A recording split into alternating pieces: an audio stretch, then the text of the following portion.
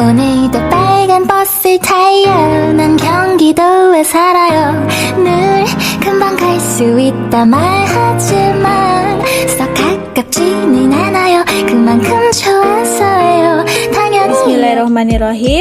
Assalamualaikum warahmatullahi wabarakatuh. Halo semuanya, kembali lagi di channel YouTube aku, Suci Syah Fitri. Nah, pada video kali ini aku akan menjelaskan tentang hubungan antar unsur intrinsik dalam cerpen Protes karya Putu Wijaya. Nah, apa sih unsur intrinsik? Unsur intrinsik adalah unsur dalam yang membangun suatu karya itu sendiri. Unsur ini terdiri dari tema, judul, tokoh, penokohan, latar, alur, amanat, dan sebagainya. Pada video kali ini, aku akan menjelaskan tentang hubungan antar unsur intrinsik dalam cerpen Protes karya Putu Wijaya. Yang pertama, hubungan antar unsur intrinsik, judul dan tema dalam cerpen Protes karya Putu Wijaya. Judul Protes. Tema kritik sosial. Cerpen ini menceritakan suatu permasalahan dari kedua pihak, tokoh baron dan warga masyarakat yang mempunyai perbedaan masing-masing. Dalam cerpen ini menyatakan bahwa warga masyarakat tidak setuju dengan pembangunan dan gedung 30 lantai itu.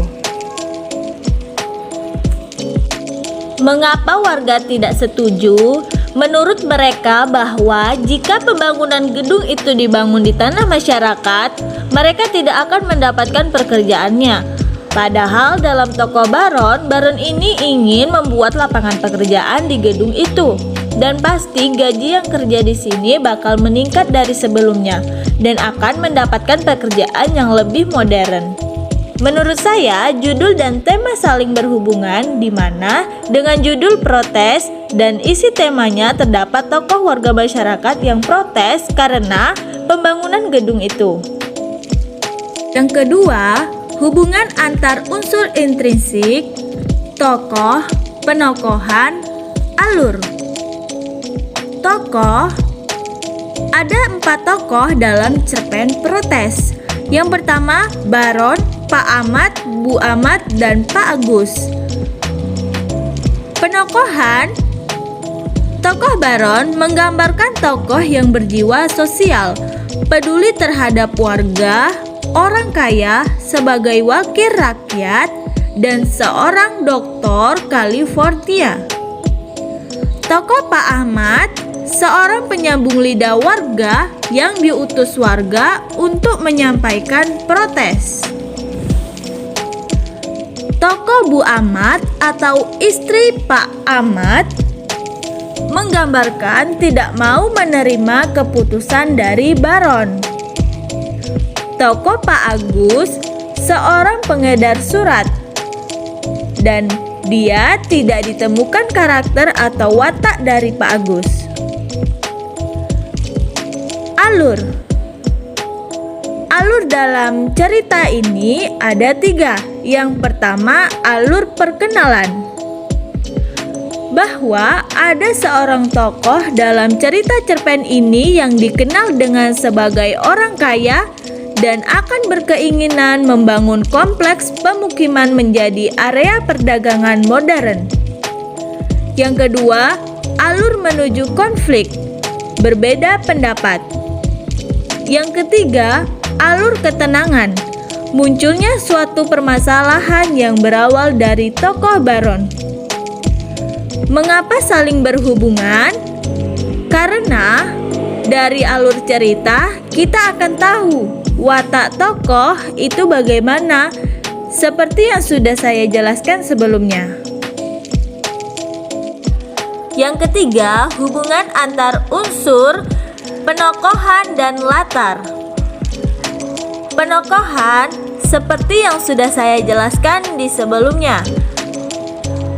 Latar Latar ini terbagi menjadi 3, latar tempat, latar situasi, dan latar waktu.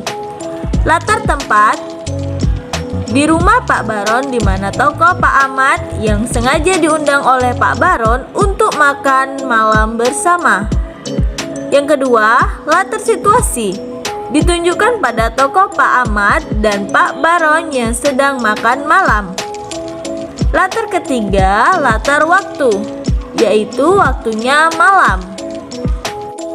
Dijelaskan bahwa ketika Pak Ahmad diajak Baron untuk makan malam, dan di situ Pak Baron mendiskusikan untuk membangun gedung di pemukiman itu. Tetapi setelah istri Pak Ahmad mendengar dari suaminya, istrinya tidak terima dengan keputusan Baron. Walaupun begitu, pembangunan tetap dilaksanakan. Hubungan antar unsur dalam cerpen ini saling berhubungan, artinya tidak ada berdiri sendiri. Dengan kata lain, saling menunjang sehingga menarik untuk dibaca oleh pembaca.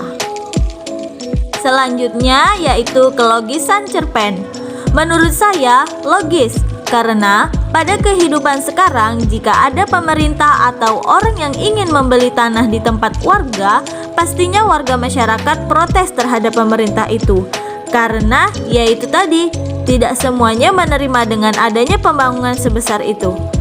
Karena dari yang sunyi di pemukiman desa pasti akan menjadi ramai. Mungkin sampai sini saja video kali ini. Lebih dan kurangnya saya mohon maaf. Assalamualaikum warahmatullahi wabarakatuh.